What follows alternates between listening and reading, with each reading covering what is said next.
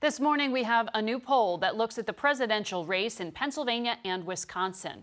It was late on election night in 2016 when these two states put Donald Trump over the top and secured his victory over Hillary Clinton.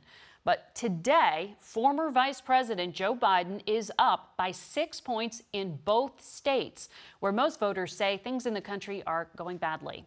CBS News Elections and Surveys Director Anthony Salvanto joins us from his home in Westchester County, New York, with more.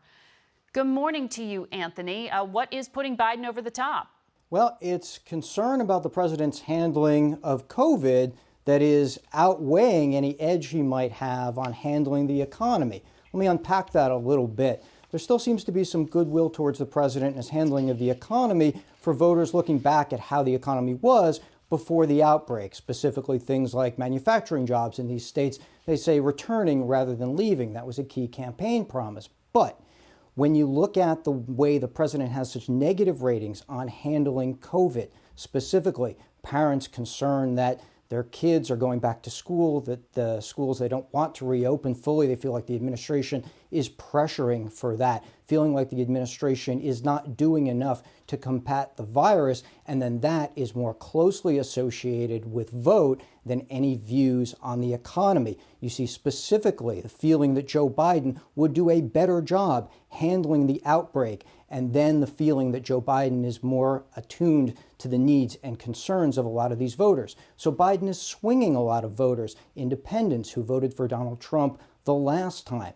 And when you look at what's changed since 2016, which you mentioned, well, Donald Trump won these states based on a lot of voters who were looking for change. When they look back now, they tell us this is not necessarily what they expected. In fact, more say that things have gone worse than things have gone better, and that's kind of your classic voting calculus at play right now, Margaret.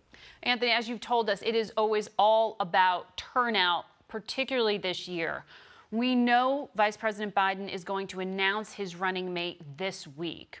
What does that do for him in terms of moving the needle and increasing enthusiasm?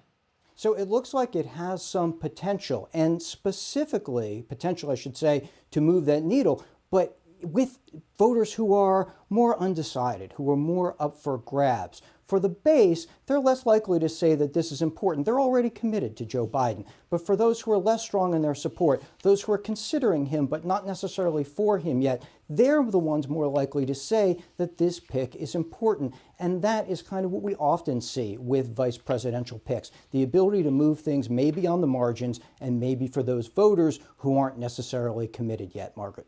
We know this president this week continued to criticize the legitimacy of mail-in voting, something that may be relied upon because of where we are with the pandemic going into the fall.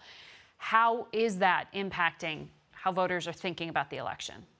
So there's a really striking difference between what Democrats say they're going to do, increasingly saying that they want to vote by mail, and what Republicans say they're going to do, which is try to vote in person. And that has real implications because we haven't always seen an advantage for one party or the other in mail balloting. But if people are voting in person, what kind of access issues does that raise? Do they have to stand in lines? Are polling places open? And then for the mail side, well, you've got to request a ballot. Will they get there? All of those questions are going to be open as well. And if there's a large discrepancy between how Democrats vote and how Republicans vote, well, on election night, it may take a while and we may need a lot of patience to see what happens when all of those votes eventually get counted, Margaret. These nominating conventions are always kind of a commercial for the party, but it is going to look different this year because everything is going to be virtual. We know Joe Biden won't be going to Milwaukee. President Trump is holding his convention speech in Washington, D.C. We think that's what he says he wants to do. Does that matter to voters? So we asked voters if the campaign should come to their state and hear a difference between Democrats and Republicans. Joe Biden's voters were more likely to say, no, it's too risky because of the outbreak. But Donald Trump's voters were more likely to say, yes, he should be holding campaign events in their state. So that's one big difference that we see there in terms of what people think should actually be happening. Both of their voters, though, feel like they're doing enough to campaign, Margaret. All right. Anthony Salvanto, thank you.